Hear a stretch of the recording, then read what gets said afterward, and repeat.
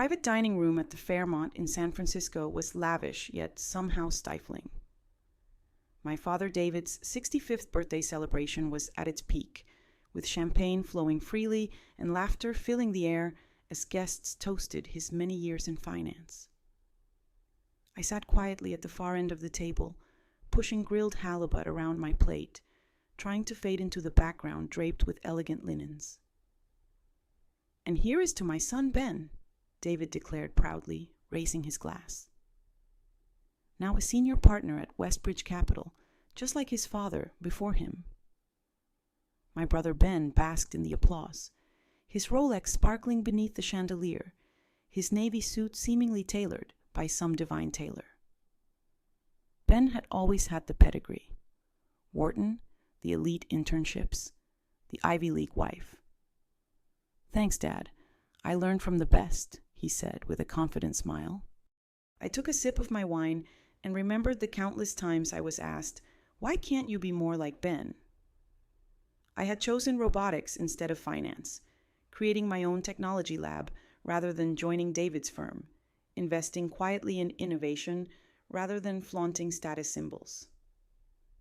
"And then there's Alice," my mother Karen interjected with that fragile smile. "Still working on gadgets, dear?" "Advanced robotics and neuro-AI interfaces," I answered calmly. Our latest project had enhanced autonomous surgical systems significantly. Yes, David waved off dismissively. "Still fiddling with machines. At least Ben picked a real profession." The old sting pricked, but I held my composure.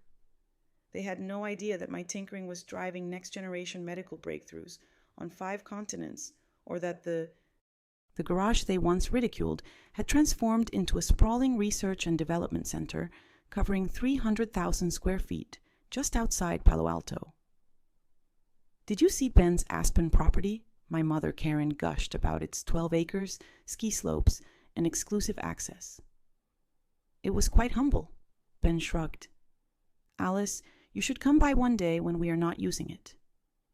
I looked down, thinking of my residences in Kyoto, the Swiss Alps, and a secure retreat in New Zealand protected by shell companies and intellectual property trusts.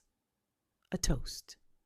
Uncle John stood to honor David Bennett, father of a financial legend, and to Alice Aunt Susan chimed in half-heartedly, stating she was occupied with something. I just smiled. They would find out soon enough. There it was again, that subtle grimace he always wore when someone mentioned me, as if my mere presence was a flaw he had to tolerate politely. He adjusted his cufflinks and cleared his throat. "Well," he announced loudly, "at least one of my children is not a failure."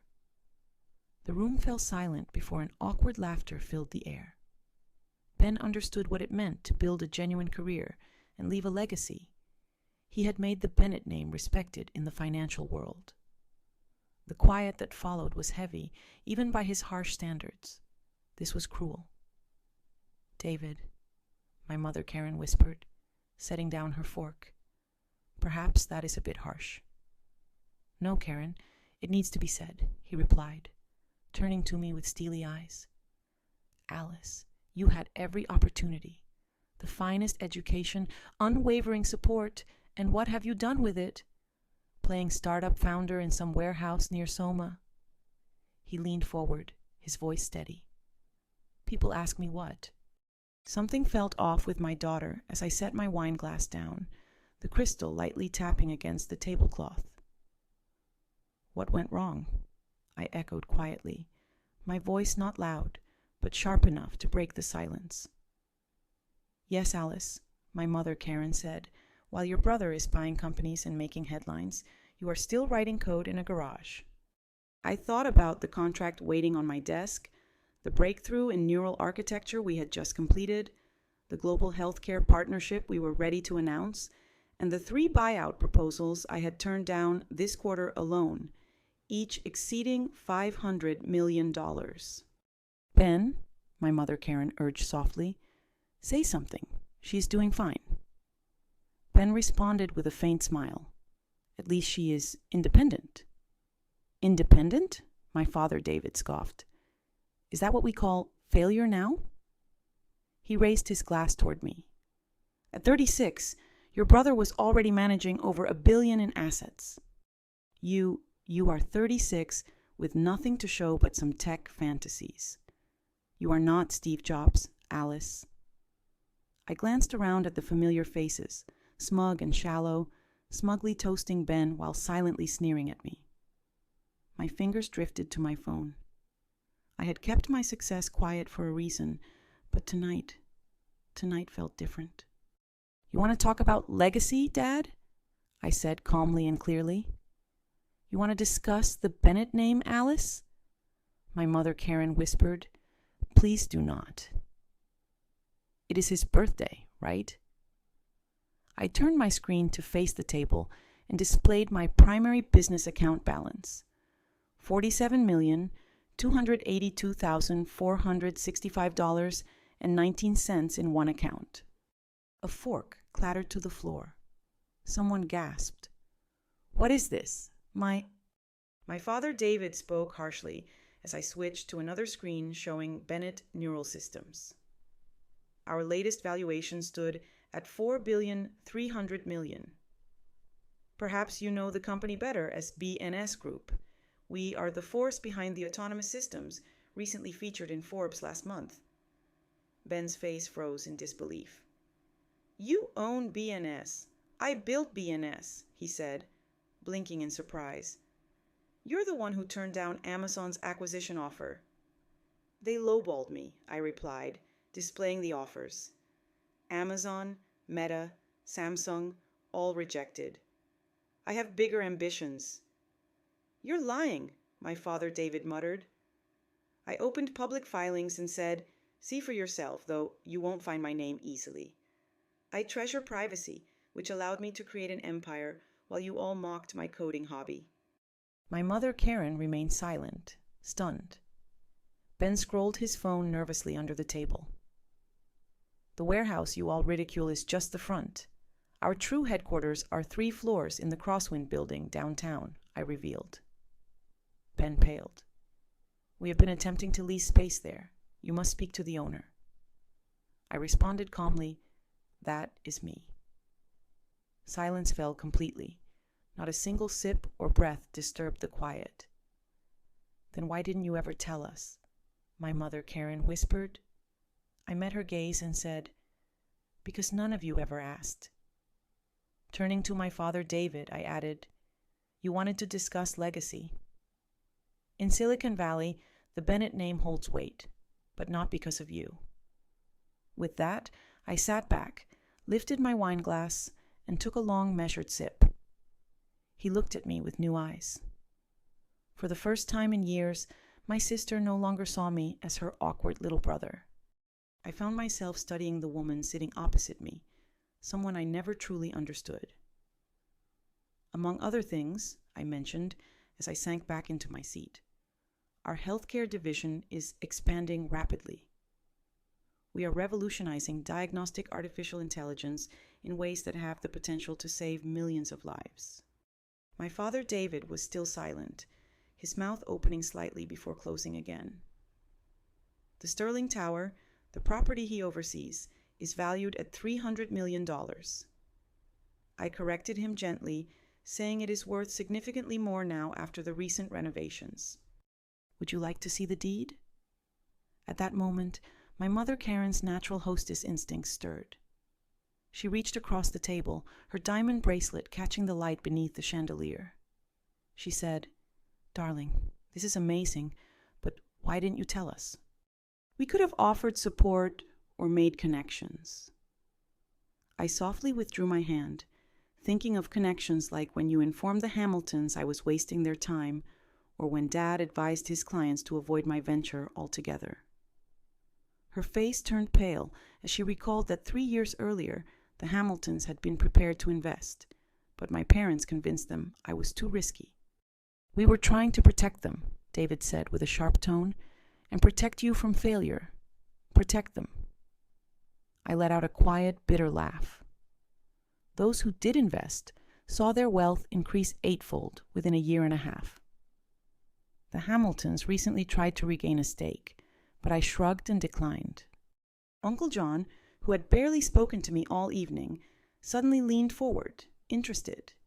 He said, "Alice, my son's launching a crypto-based technology startup, and I was wondering—" I interrupted him calmly and firmly. "No, I am not considering any proposals." "We are no longer family, but we are still family," Ben protested, his voice rising slightly. "That has to mean something." "Does it?" I replied, turning to him as I recalled the sabotage. "Like when you convinced your firm not to consider my proposal, telling them my software lacked structure right before their competitors adopted our system." He paled. "I didn't know." "No," I said softly. "You didn't. None of you did, because you never took the time to ask." I dropped my napkin. "You were all so certain you understood what success looked like. The corner office, the ski chalet, the Ivy League connections. You never imagined that something revolutionary could be built quietly by the black sheep." "Sit down," my father David ordered sharply, his voice regaining strength. "We need to talk about this as a family. Your company, these chances, opportunities." I raised an eyebrow. "Now that you realize I'm worth billions, suddenly my computer project is important? Don't be difficult." "Your father is just trying to understand. We all are. It is a lot to take in," my mother Karen said hurriedly. I scanned their faces, uncles, aunts, cousins, people who had spent years pitying me and mocking me. Now they looked at me as if I were a vault opened, eyes gleaming not with pride but with calculation. "You know what is funny?" I said, reaching for my purse. "I used to dream about this moment, proving you wrong and showing you what I created." I paused. "But standing here now, I realize your approval stopped mattering to me years ago." "Alice, wait," Ben said, standing up. "There might be a connection between your technology and some of the companies we work with, synergy." I chuckled. "Now you want synergy? What happened to my simple garage hobby?" My father David pushed his chair back sharply enough. "I won't let you spoil my birthday with this drama. If I have created something valuable, fine," he said stiffly. "But your attitude—" "My attitude," I snapped, "like your attitude when you called me a failure in front of the whole family, or when you couldn't even visit my office once in 7 years." He became quiet, and in that silence I noticed something for the first time in my life. My father David did not realize he was right. I pulled an envelope from my bag and put it on the table. "Happy birthday, Dad." He looked at it with suspicion. "What is this? Something significant?" I leaned in a little and said, "It is the deed to your law firm's building." His eyes grew wide. "The S&P Eck Group purchased it last month through a shell company. Consider this your notice. Your rent will double next quarter because of market rates," I added with a smile. "You understand?" Chaos broke out. My mother Karen gasped loudly. Ben was desperately searching on his phone. My father David just stared at the envelope as if it might explode. "You can't do this," he whispered. But I already did. If you want to find out what Alice will do next and how power, legacy, and revenge truly play out, make sure to subscribe so you don't miss the moment when everything changes again. He finally spoke. "You can't really do this." I tilted my head calmly and said, "Actually, I can. It's called good business sense. Isn't that what you wanted?" He always taught me well. I gave him a smile, not harsh, but firm, clear. "Don't worry, I am not being spiteful. You are welcome to stay at the new rate, or feel free to move to another building in the city." I paused, allowing the weight of the moment to sink in. "Though you might want to find out who owns those properties first." I started to turn away, but Ben grabbed my arm. "Wait, at least let me take you to lunch next week. Just the two of us to talk as siblings." I gently freed my arm. "Sorry, I am busy." I will be finalizing the acquisition of your firm's largest client. His face drained. You mean the same client you convinced to decline my software offer? Don't worry, I added calmly. I am sure your partners will understand. After all, it's only business.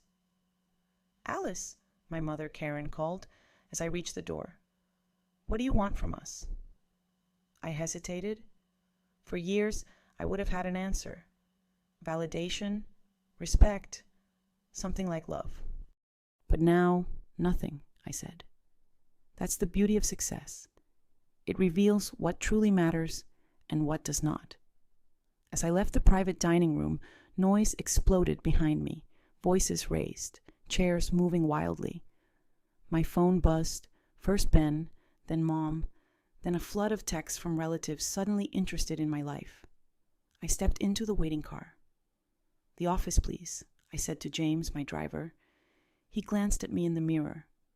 Are you all right, Miss Bennett? Better than all right, I replied. I just gave my father his birthday present, the truth. Back in my real workspace on the top floor of Sterling Tower, I sank into my leather chair as my phone lit up once more. Mom, please call. Ben, let me explain. Dad, contact me immediately. I was overwhelmed by their messages, but had more urgent matters at hand. My team had just delivered the newest acquisition reports, and B&S Group was only weeks away from unveiling a major breakthrough in predictive neural AI. My net worth was on the brink of doubling. Suddenly, a knock at the door interrupted my focus. Sarah came in saying, Your brother Ben is in the lobby and refuses to leave until he sees you. I glanced at the security feed on my monitor. There she was, Emily, still wearing the same designer gown from the dinner, but now her composure was visibly cracking. Her confidence faltered, as if she was desperately holding on to a reality that no longer existed. I told Sarah, without looking up, my schedule is full. She can book an appointment through official channels.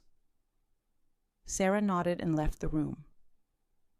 Watching Emily receive the message in the lobby, I noticed her shoulders stiffen and saw the precise moment she understood this conversation would not be another instance where charm and past connections could help. Her face hardened, and then she turned to walk away. Leaning back, I gazed out over the San Francisco skyline, the city lights sparkling like dreams fulfilled. For years, I had allowed their narrow, outdated measures of success to diminish me. Prestigious university degrees, law firm titles, applause at the dinner table, but I realized I had been pursuing the wrong path all along. Achieving success is not about proving others wrong. It is about proving yourself right. I picked up my phone one last time and sent a single group message saying, Thank you for teaching me that failure depends on perspective. It turns out success does too. Rest assured, the rent increase is purely business, just like you always said. Oh, and Emily, your firm's former client, sends their best wishes. They are excited to adopt B&S Group's legal AI platform through your competitors. I pressed send, then switched off my phone and slid it into a drawer. There were acquisition documents to examine and international launches to organize.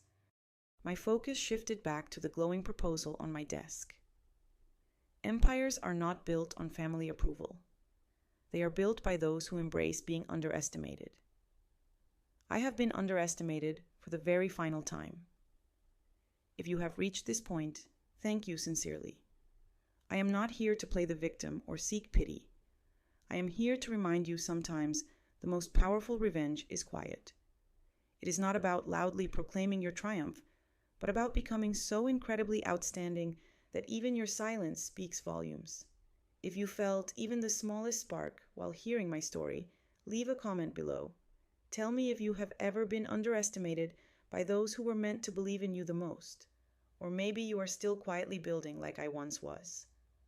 If that is you, I see you, and I promise your moment will arrive. If you are ready to walk with me through more stories like this, stories of silent resilience and long-awaited victories, join me. The acknowledgement of strength has finally been restored. Now, press that subscribe button because this journey is no longer solely mine. It belongs to every person who has ever been labeled a failure before demonstrating they were the future. Here is what I have discovered. Approval from others is not required, but having faith in yourself is absolutely essential. Therefore, take the chance, trust in your own abilities, and quietly create your own empire.